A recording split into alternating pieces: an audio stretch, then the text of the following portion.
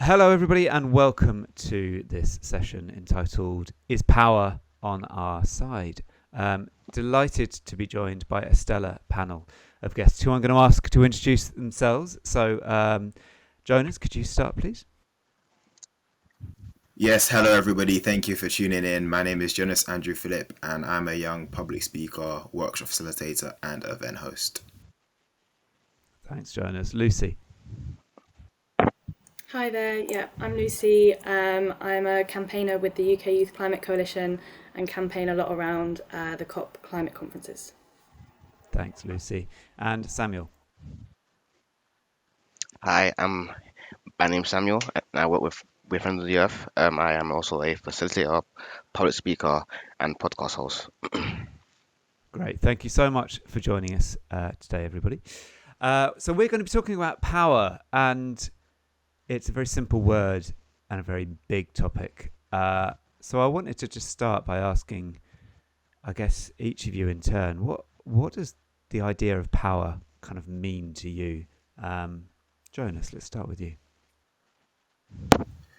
Yeah, so I was thinking about this morning, and I think it can be a very subjective term, but in my opinion, I think power is having the ability or leverage to make change in a certain way. So you can use power to get what you want for yourself, for others, and you get the gist of what I'm saying. So for me, in the simplest way possible, it's a way to get leverage or just get what you want in general for yourself or others.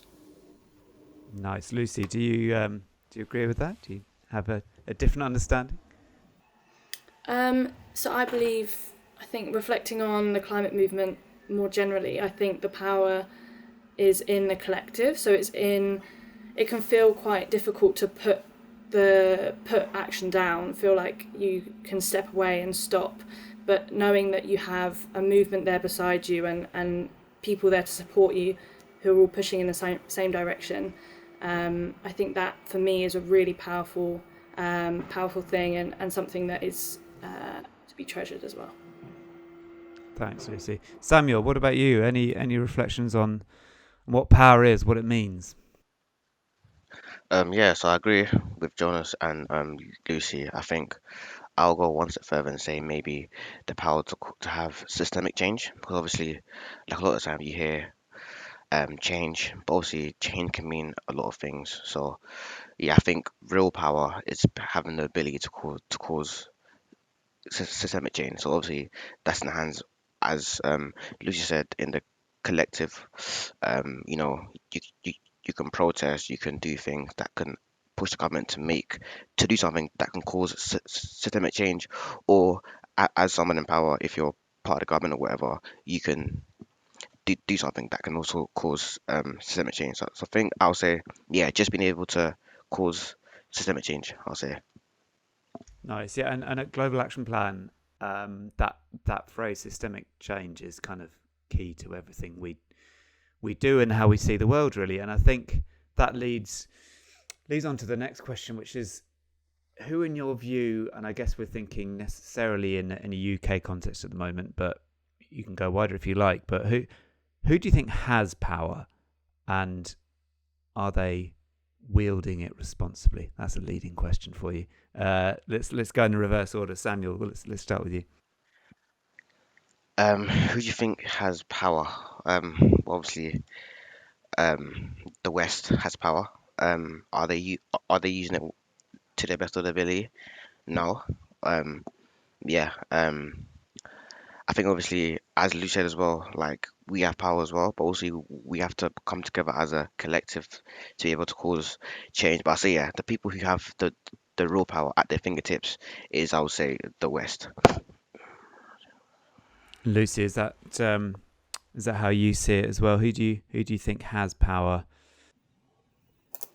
I'd say that the people that have power are those that can shape the narrative most effectively. So I think, or not necessarily most effectively, but are given the space and the platform to shape the narrative. So whether that's government, whether that's businesses, politicians, at the moment we're really seeing quite a vilification of the climate movement by politicians. they are trying to undermine the messaging of activists constantly, and that is a power in the sense of they are shaping the narrative, and they are, defining how we look at the climate crisis and how we look at these activists. And so, as Samuel says, in that way, it's on the global stage, it's countries that wield, the power of resources in the West, at the COP conferences, for example, countries like, the UK, the US will throw around the fact that they have more resources, they can veto policies that they don't like, and that has a huge impact on global progress and national progress as well. So those that have the space to shape the narrative, and then that comes back to how the collective is so powerful, because when we come together, we then have the power to shape that narrative and lead on the messaging that will ultimately drive through progress.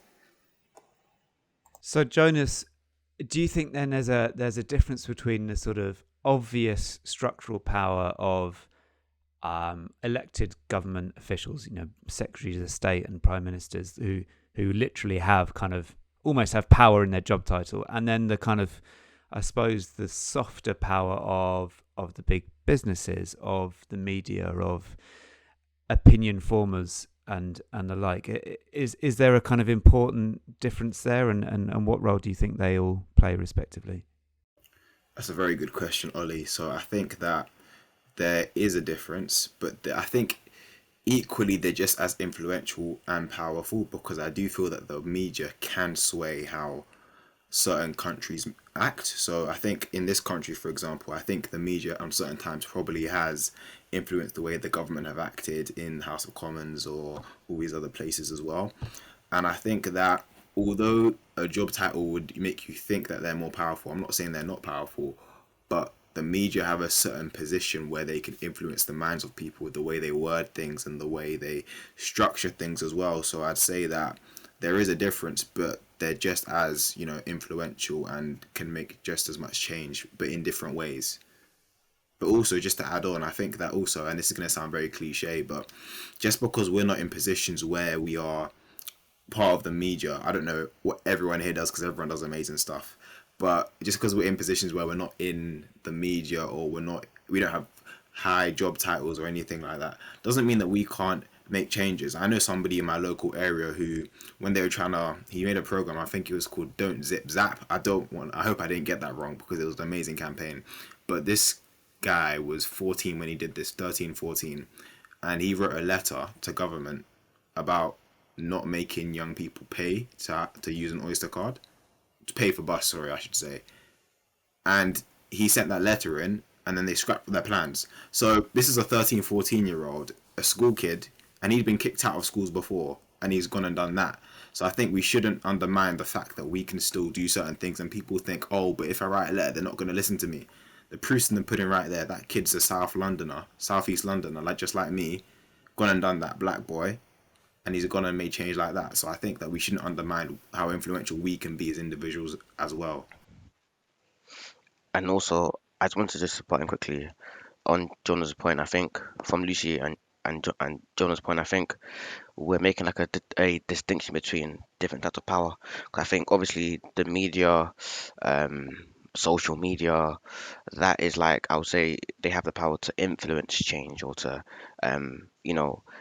put things, put change like into motion, if that makes sense. And obviously there's like the power of for example, of Rishi Sunak, you can basically press a button and do what you want. So I think we're kind of like making the distinction between being able to influence change and be able to, make change and, do it. Do you get what I mean? So yeah, I just wanted to bring that up. I think that's really important. And reflecting on what you were saying there, Jonas, it almost seems like one of the greatest kind of tricks that the powerful, the kind of structurally powerful, have pulled off is the idea that we as individuals, and certainly young people, don't have any power. There's nothing you can do. And I think that's probably fairly easily disproved when you give the examples like you just gave there, Jonas, and many others in campaigning terms. I mean, the most obvious is the success of the school strike movement over the last couple of years, where that all starts with literally a 14-year-old Swedish schoolgirl sitting outside on her own, and it's snowballed into this extraordinary movement. But I'm sure we can all think of other examples. So how do we kind of pierce that idea that we as individuals or you as young people are not powerful? How do we come together and recognize that power that we do have? Lucy, have you got any thoughts on that? Yeah, I think it can be. I was talking to a friend about this actually recently, and she was saying that it can be difficult sometimes to see the impact that young people or the climate movement in general can have, because oftentimes the effect you see is nothing. It's blocking something that is going to be problematic. It's blocking that policy, as Jonas said, in that case of stopping the payments for buses for young people. The effect of that is you're not seeing anything. It's not building anything. It's not something new. It's stopping these things that will inhibit progress. And so it can be difficult sometimes to feel as if you're making that progress. But I think we have to reflect on the fact that we all make our own impact every single day just through showing up consistently, doing what we can, using our own skills. And that is enough. That is all we can ultimately do, but that is more than enough. And there is a real power in just keeping going, even when it feels like you're pushing the boulder up the hill. Jonas, do you think there's a fragility to the people who kind of portray this kind of untouchable, immense power? Do you think actually they can be shifted and impacted kind of more easily than we think, and more easily than they give the impression? Yeah, I actually do think that. And the thing is, it's the way you go about it, though. You can't go about it shouting and screaming and annoying people and get like. I believe in activism, of course, because it's important. But I don't believe that doing things that will annoy people will actually get people to change. Because say, for example, I'm trying to do something, or I want to. Like, I'm just gonna be honest. Say I'm hungry. I want to go get some food. Let's say I want to go to a Turkish restaurant, and you're blocking the road. It's like I'm not gonna. I may believe in what you're doing, but because you're stopping me from getting my food, I'm gonna kind of be annoyed about it. But if you go about it in a different way, you go and do, I don't know, a march, or you do a campaign about it online or something like that, something where you can still reach these people, sending letters that isn't really detrimental to innocent people, then I'd be happy with it, right? So that's just me. I'm not in a position of power, but for these people in power, doing things that irritate them could work, but I don't believe in it personally. But I think that if you come at it in a positive and a professional manner, and you bring facts as well, if they love their stats, like not to stereotype, but I know they love their stats because it makes people, if you bring up 1 in 5, it make you sound like you know what you're talking about, and you clearly do if you're bringing up those stats.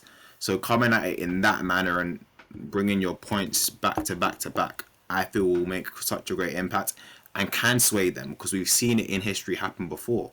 So I think that you literally anyone can go up there and in a positive and professional manner get what they need to get to campaign for. Samuel, I you're think nodding your head. Are you in violent I agreement with kind that? of I kind of disagree Okay. because I think sometimes activism has to be there has to be like an element of inconvenience to it. I think like in order to, obviously not in all forms, but I think in some forms it's necessary to I would say caused an inconvenience for the greater good. I would say. So, for example, like an example that comes to mind is in America. I think this was the civil rights protest. This was the Montgomery bus boycott. I think African Americans boycotted buses for 381 days because of the segregation rule, and obviously they done that for 381 days. And I think after that period the Supreme Court they ruled it unconstitutional, and then they stopped doing the blacks only and whites only bus segregation. So I think And obviously that was an inconvenience because people had to go to work, had to go to pick up their children, had to go do this. But obviously it's an inconvenience. And I think I think when you come together, I think you have to kind of acknowledge that you're not going to be able to, maybe there might be some parts of your activism you know, um, that isn't popular or won't go down well. But I feel like sometimes you have to cause an inconvenience. I would say not in all cases, but I think some cases, yeah. But that's a good point. And again, I hate the fact that you bring up that example because I'm someone that loves my Black history and loves my people.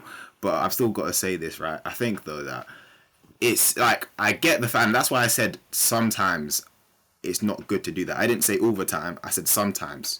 So I'm not saying that you can't cause an inconvenience for the people that are making this thing happen. So the people that are being racist, for example, if you create an inconvenience for them, you're targeting them already. But there's certain people out there that aren't doing that. And say, for example, like I'm going to be completely honest. Say, God forbid, someone's family members in hospital, right? And they have a terminal illness, God forbid, right? And you're stopping them from seeing their relative for the final time, and their relative dies because of your activism, right? Even though you try and do something good, create inconvenience, all that kind of stuff, if they die and that person believed in what you were doing, they are not going to believe in what you're doing anymore because they haven't been able to see their relative, right? So at the end of the day, yes, sometimes it is good to cause an inconvenience, but for some innocent people who just want to get on with their day, see their family members, look after their kids, and then something bad happens because of that, you know what I mean? They're not gonna believe in what you're doing anymore, even if they think, look, we need to solve this issue, right? So it's just being, I think, it's being able to be flexible with it as well, because yes, sometimes and again, inconvenience thing, target the people that are making the issues and perpetuating the issues, but innocent people out there that just want to look after their kids, see their family members, get like some people are struggling financially with this cost of living crisis, and literally they're coming late to work and then they could get fired because of that. They're not going to believe in what you're talking about anymore. They're not going to care because they just lost their job and they're starving to feed 3 kids. So I think it's being also very empathetic as well for innocent people, but still targeting the people that you want to make that change and a perpetuation of the issue. I sorry, just waiting again. So Ollie, yeah. So I think I agree with you. I definitely agree with you. I think that obviously it almost seems as if like there's an element of like you could say that there's an element of like war where you're going for something or you're both fighting for something, and then there's there's sorry there's casualties. There's people that are in the middle that don't they don't have to be there, and they don't and they're not part of whatever's going on. So I think from activism point of view, I think if you're doing that, then you have to just I think yeah, okay. For me, I don't agree, but I think if you're an activist, I feel like those are one of like the hard choices that you may have to make if you're like, for example, the Just Oil guys, um they obviously stood in front of a zebra crossing, and they blocked the road for about 4 hours. Obviously, yeah, people going to school, people going to do their daily things. Obviously, that's like an inconvenience, but they might have thought, right, cool, we're gonna have to, I don't know, I'll say, like, we're gonna have to, how do I say this, you know, allow that to happen for the greater cause, if that makes sense. So I think it's just about weighing up the pros and cons, if that makes sense. But yeah, yeah. So this is a fascinating kind of conversation about how change happens, then, really, isn't it? Which is ultimately about how you influence power, and it seems to me that we're saying here it's complicated and different situations require different tactics, and it needs seriously thinking through and a kind of an analysis of who your movement is, who your target is, who whether you're trying to achieve a shift in public narrative or public opinion, or whether you're trying to physically or very specifically stop a certain thing happening or start a certain thing happening. So it's a massive topic, isn't it? Lucy, have you got any thoughts about anything you've just heard about that kind of those two different points of view, and I guess more broadly about how young people in particular are best placed to try and affect change? Yeah, I think that there are obviously very there is a huge range of methods for trying to make change, and some people will naturally find that they fit into one more than the other. Some people will find that they are more suited to, as Jonas was saying, sitting down, having maybe a more formal discussion about it, a formal debate. And some people are fantastic at mobilizing and bringing people in the streets and, galvanizing movements, more grassroots level movements. I think as young people, our role is not to try and emulate or mirror the adults. It's not to try to become like the people in power, to mirror their language. It's they can meet us at where we are as well. We're all very young. None of us are paid for this. It's all volunteering. This is all our free time. This is our youth that we are giving up for the cause. So I don't believe that young people should have to try and change, try and use the language of those in power just to be able to be heard. I think we have a right to be heard as we are. They can meet us where we are, so that we can have our youth and have our time to grow and have our time to learn. And I think there is a power in accepting that and embracing that as young people, that we don't have to be perfect. We don't have to have every fact. Our strength is in the fact that we are passionate about this cause and not willing to give up until it is solved. So I've heard the phrase a number of times, confusing access with influence. And that feels a little bit like what you're talking about, Lucy, in that, I guess, to give like an example, you see lots of people who are, I guess, professionally working in the environment movement, got paid jobs, and they put a suit on and they go and meet MPs, and because they are in the Houses of Parliament and they're meeting structurally powerful people, it feels like you're doing something quite important. And if that isn't coupled with an understanding of how that person might be motivated and how they might be influenced, but is instead just kind of left at, I'm meeting this person and they've heard what I'm saying, therefore I'm going to have an influence, then it risks being not very impactful. So is that a kind of correct way to sort of paraphrase what you're saying, or is it just the very fact of getting in front of these people, even if you don't have a plan for making them change their mind, is that of value in itself? I think it's there's definitely truth in what you're saying. Being in the room with people of influence doesn't necessarily mean that they have to take on anything you're saying. I've met with governments before, and you're talking to them and you get the politicians' answers back, and there is value of you being in that room, of being able to have that discussion. You can become the little earworm that's in the back of their head if you keep saying it enough, and there is value in that. But I do think that then there has to be a level of accountability with that. There has to be, when is this going to be put into action? How is it going to be put into action?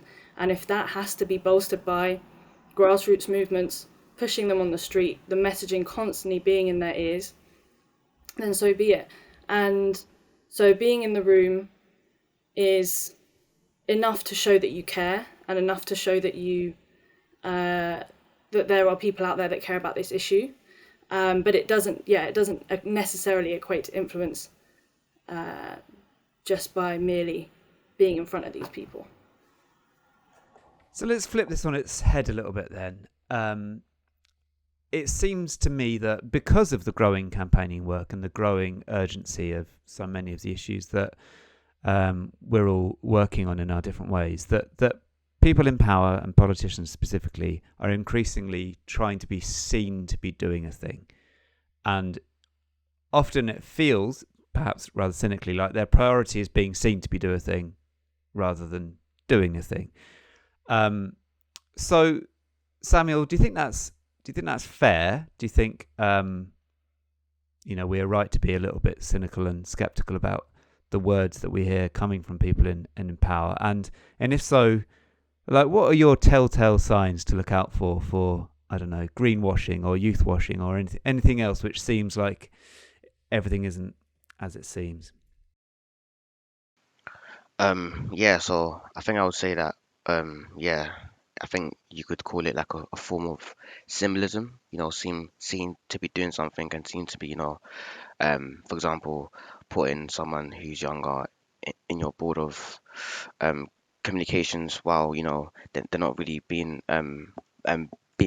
able to affect anything. So I think for me, I think the ways to obviously to look out for that is obviously just to look at the company, look at what they're doing, look at their um like what they're putting in place, their plans, their budgets, and just look at, I think for me as well, I think that's why I made the distinction between systemic change and change, because obviously these companies put in younger people in like for more roles. That is a form of change, if you can say it. But obviously, it's not systemic change. It's not change that can obviously affect people. Do you get what I mean? So I think, yeah, I think for me, there was yeah, just to end off. I think I'll say that, yeah, just to make sure that obviously look out for what the company does. I think, for example, um, if you look at companies like, I'll use Friend of the Earth as an example. um, they're committed to obviously diversifying their staff, and so obviously when you apply for a job here, or when you do things here, that that's always in mind. So I think, yeah, just making sure that you're looking into more than what they say on social media, their statements and stuff like that. So yeah. Jonas, what about you? Are you constantly on the lookout for kind of fairly empty words and symbols, or are you more a kind of cup half full type person, and you're looking for the best in organisations and people? I wish I was the latter. I really do wish I was the latter.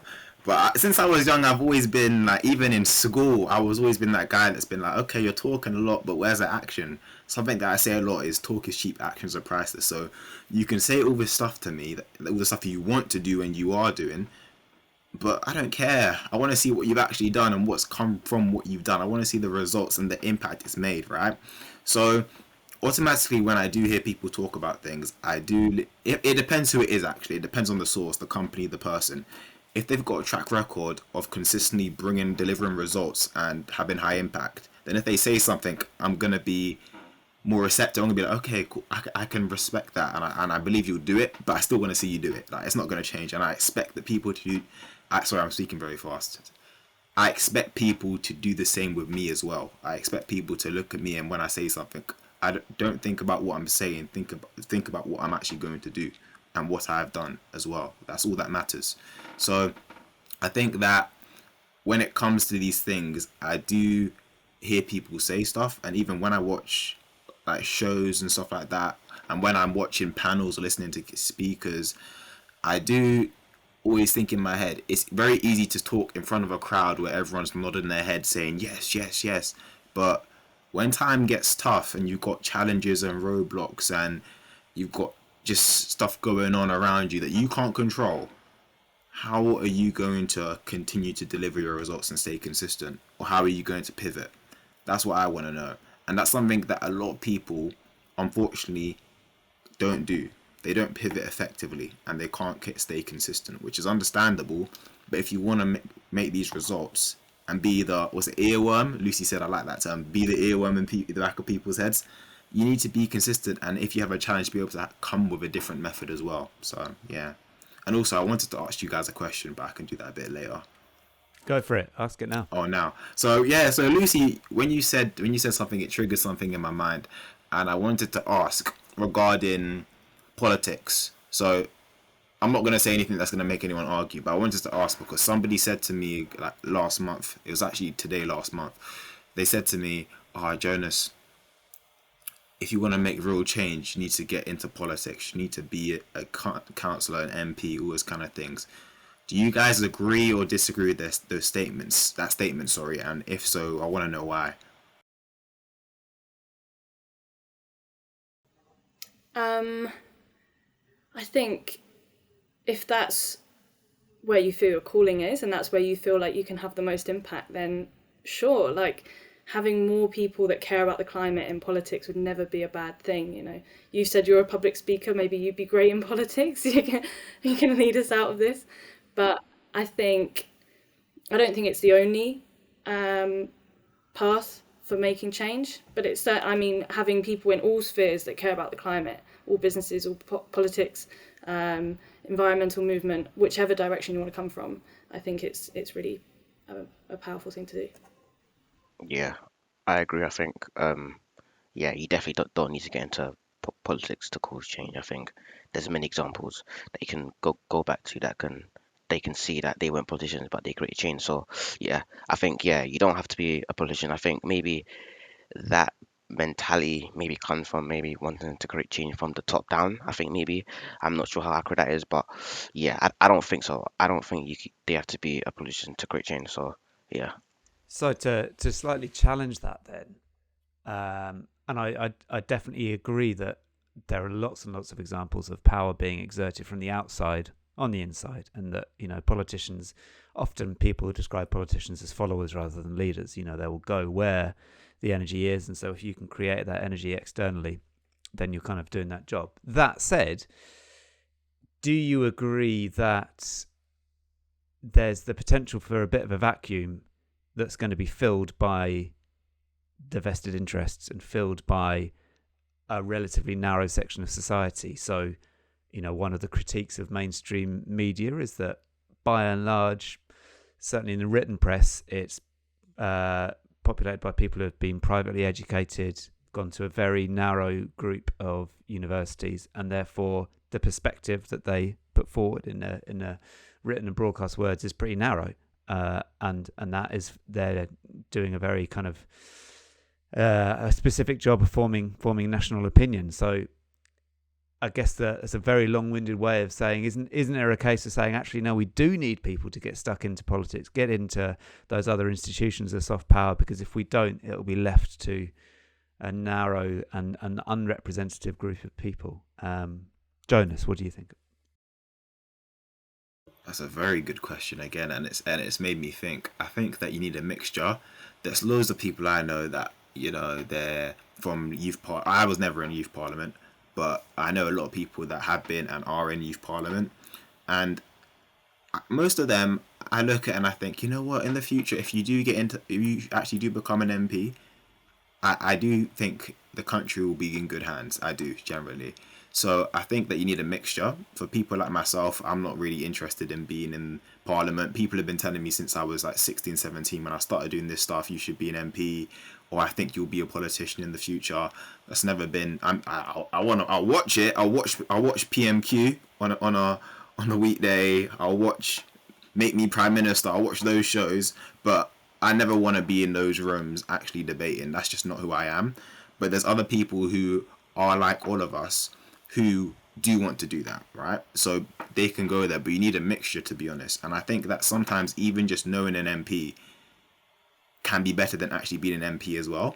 Because if you're an MP, you potentially could get pigeonholed because you are assigned to a specific party. But if you're not, obviously you have who you vote for and all that kind of stuff. But if to the public they don't know, and you're just doing your activist work and trying to change the world and the country for the better, then you can talk to different strands of people as well, and it won't come across a bit uncomfortable if a Labour Party member is talking to a Tory member about something, because I think also talking to people that have different beliefs as you and vote for different parties with you is actually important as well, because you're learning their perspective and how they think as well. And again, learning is one of the most important things you can do, not only as an activist but also in life. Samuel, any reflections on that, or any thoughts to build on it? Yeah, I think I agree with everything that's been said. I think, yeah, we definitely need a mixture. I think two things can be true at the same time. We do need more people who are like us, who care about the environment, who care about social issues, to be in parliament. But also we need people that are on the ground as well. So I think, yeah, two things can be right at the same time. But yeah, nothing much to add apart from that. Yeah. So we've had an incredibly rich discussion here, and I think we could go on for another hour, 2 hours. There's no end to how you get into all of this stuff. But I did want to just finish on a note of positivity, if we can, and ask you all to think of an example or examples of where either you have used your power or you've seen power used by your peers to really affect positive change, either at a tiny scale or a massive scale or anything in between. Lucy, I'm going to put you on the spot and ask you to go first. I think you can look across the whole climate movement and find multiple endless examples of people challenging power in a really effective and meaningful way. And when we were discussing, politics, for example, there's really great movements happening with, the likes of Green New Deal Rising and the Sunrise Movement in the US, where young people are mobilizing on the ground, they're working with MPs. It's a really broad and coalition of people working together. And I think challenging power happens in the everyday, in continuing to just persevere in the face of what feels like a brick wall.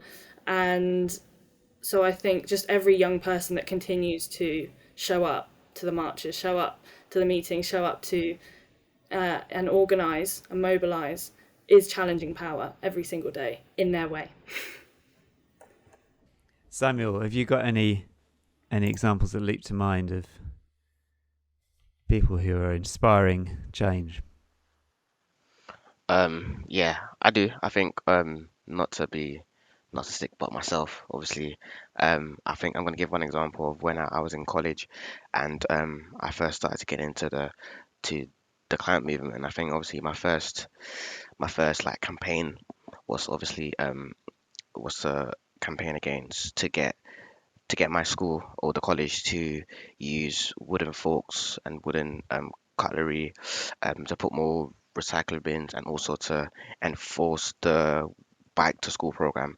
And so when I was doing it with a couple of my friends, like everyone was saying like it's not gonna happen. Like we were like I think 17, 18 at the time. So it was like, and like we were new to this. We didn't know how to obviously put together like a petition. We didn't know how to like contact the right people. And so yeah, we done that. And obviously I think till this day, my college, I've left there, it's been about 5 years now. Yeah, we got it done. We got the canteen to start using wooden cutlery, and also they still do the bike to school scheme. I think it's once a day, once a week, no, once a month. Every single person who goes to school has to try to cycle. So yeah, that's just an example of change, just to be more practical. But yeah. Superb stuff. And Jonas, any examples? And also, I guess to the people who might be watching and listening to this, any advice, any kind of reassuring words about how you can make change happen? Mm-hmm. So I'm gonna take it back, right? So I already spoke about the don't zip zap movement that my friend did, but I kind of something I don't want to. I want to talk about myself, but this whole thing is bigger than me. So if you want to know what I do, you can just Google my name, Jonas Andrew Phillip, and you'll see. But I want to bring it back to early last century with the suffragettes, and I know it has nothing to do with the climate movement, but if you think about it, at the time, nobody would have thought that amazing group of women would have been able to get women to vote in this country. One of them died, right? One of them died doing activist work. At the end of the day, they fought, they were resilient, and they got the job done. But at the time, the amount of men who would not allow, didn't think women were capable of doing something like that. And now look at how many amazing women are doing great stuff. Look at Lucy. Look at what Lucy's doing. I can't lie, Lucy, I read your bio. because I got sent the bios because I wanted to see what everyone else was doing, and I'm not trying to like schmooze or anything like that, but you are doing amazing stuff, honestly, and I don't say that lightly. Like, you're doing amazing stuff. Big up to you, and I think that right there shows you that some people 5 years prior to something happening can have such an opinion and never want to change their mind. We're never gonna let women vote, never. And then 5 years later, we need to let them vote. We absolutely need to, because we need their perspective. So I think to people out there, linking to what you said earlier about some advice, I don't like giving unsolicited advice, but you give me the green light, so I'm going to go ahead. It's so, solicited. Yeah, I've asked for it. I'm going to say to the people watching, you may think to yourself, that is not possible. Samuel brought up the fact that him and his, I don't know if it was you, but your friend said that's not going to happen. We can't do that. You guys again got the job done. So you may think to yourself that's never going to change, all this kind of stuff, right? But it can. And I'm telling you, I bet you back when Martin Luther King and Malcolm X were in America doing their thing for us, not them, but a lot of black people would have thought, when they're getting chased by the Ku Klux Klan and all this kind of stuff, and they're getting murdered by random people, random racists I should say, they would have never thought, you know, a black man is going to be the president in about 50 years. But it happened, and he didn't get elected once, he got elected again. 8 years. So the proof's in the pudding, guys. So you may not think it's possible, but not to sound cliche and corny, but if you are consistent, you can get the job done. Amazing stuff. Thank you so much, all of you. I have learnt a huge amount and taken a huge amount from this conversation, and I'm sure everybody watching and listening would have done likewise. And it reminded me, particularly with that final contribution from all of you, how important it is to learn from the past and to kind of to bury ourselves in the history of how change happened and how it has happened in different social movements. Because I think one of the greatest tricks of power is convincing us that it's never happened before, it's never going to happen again, and so that we shouldn't try. And as you've all made very clear, that's not true. We have extraordinary power, particularly when we act together, and there are countless examples of people overcoming those barriers to effect incredible change, and that's what you are all in the business of doing. And thank you for doing that, and best of luck for all of your continuing efforts. So thank you very much, and Godspeed. Thanks, Ollie. Yeah, thank you, Ollie.